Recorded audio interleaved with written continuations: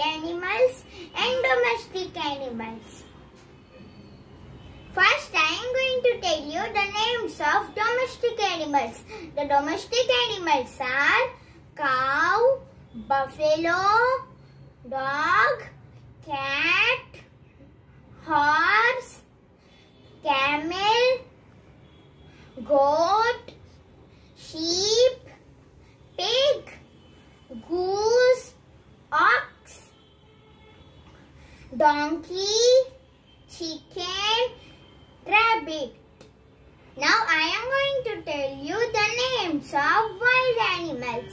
The wild animals are lion, tiger, cheetah, elephant, zebra, giraffe, fox, crocodile, kangaroo, wolf, deer, bear, jackal, leopard, chimpanzee, rhinoceros, hippopotamus, mongoose, blue bull, stag, and panda.